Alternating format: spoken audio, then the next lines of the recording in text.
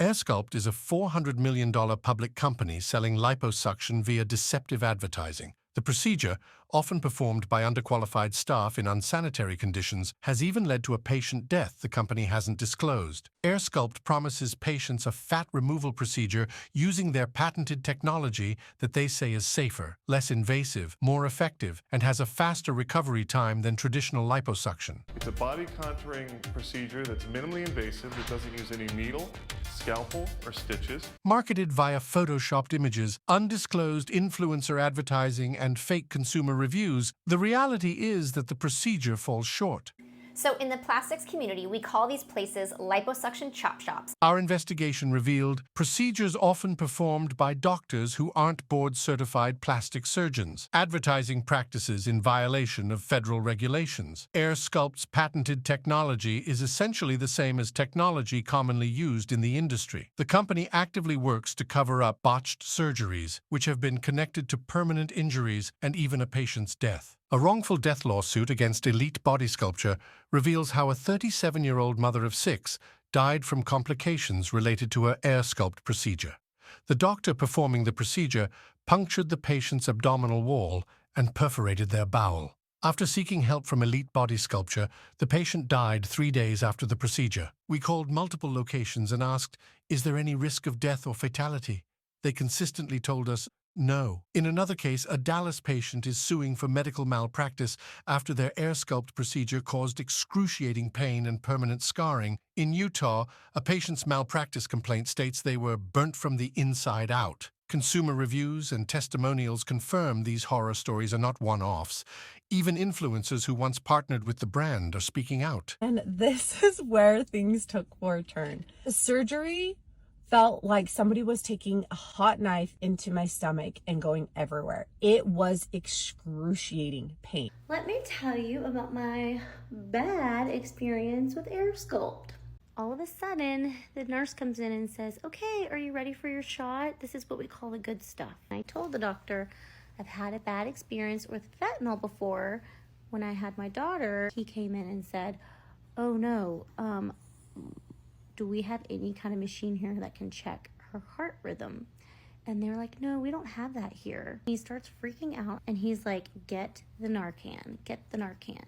One patient created a private Facebook group called Elite Body Sculpture and AirSculpt Victims. After only 7 months, it's quickly grown to include more than 200 members.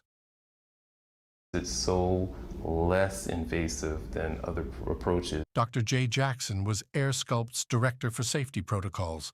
1 month after this TV appearance, the California Medical Board launched an investigation that resulted in Dr. Jackson's medical license being revoked for repeated acts of gross negligence that led to a patient's death. The California Board of Medicine revoked another current AirSculpt surgeon's license for substance abuse of opioids and is currently operating on AirSculpt patients. He even operated on patients the same day he was hospitalized for opioids. We discovered multiple doctors whose AirSculpt bio lies about having medical board certifications. In a review of current AirSculpt surgeons' credentials, we found less than 65% of AirSculpt surgeons are board certified.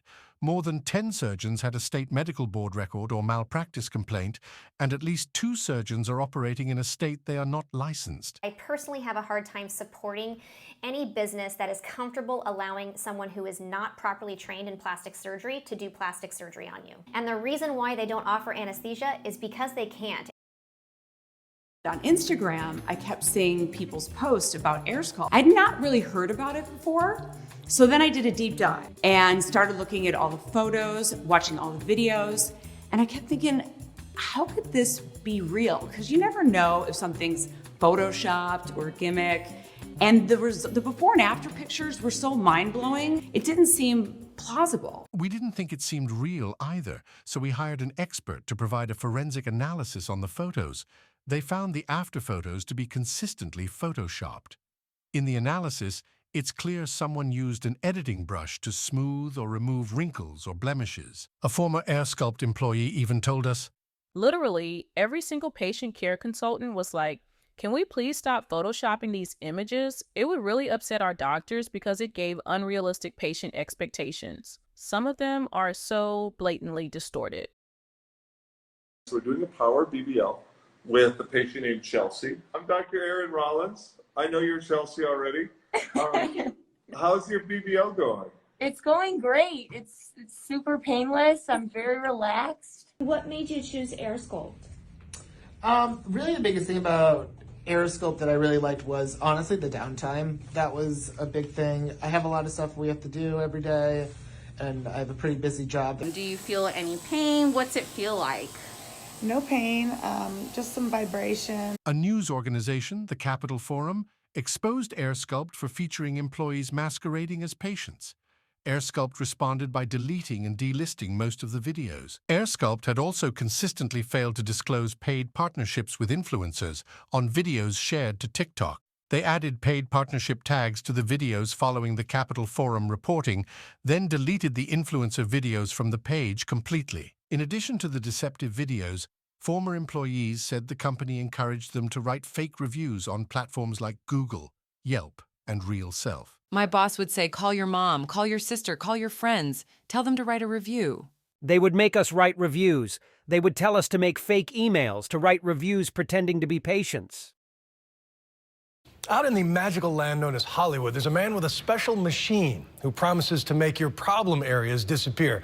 Not just in time for bikini season, but in time for maybe tomorrow night's date. As his patented airbrush laser lipo technique is so much safer and more precise than the crude fat extraction of years past. The technology that he made. The FDA-approved device is actually made by a Dutch company, Uromi SA, and is available to anyone. These places have similar technology to literally everyone else. They're not doing anything special. AirSculpt highlights patent hash 03498958872. If you search Google patents for that patent, you'll find it doesn't exist. Aaron Rollins is the self-proclaimed lipo doctor to the stars. Dr. Rollins says he can help make mere mortals look like starlets, sometimes in under an hour. When I asked Michelangelo, how did you create the statue of David? He said, I just removed the stone that didn't belong. And in my case, I'm just removing the fat that doesn't belong. The Washington Board of Medicine decided Dr. Aaron Rollins was the doctor that didn't belong. The board denied him a medical license based on lack of experience. He evidently lied about a residency and spent 1 year of real residency on probation. Another medical malpractice complaint against Rollins alleges fraud and revealed the Medical Board of California sanctioned him for false advertising. We are short AirSculpt.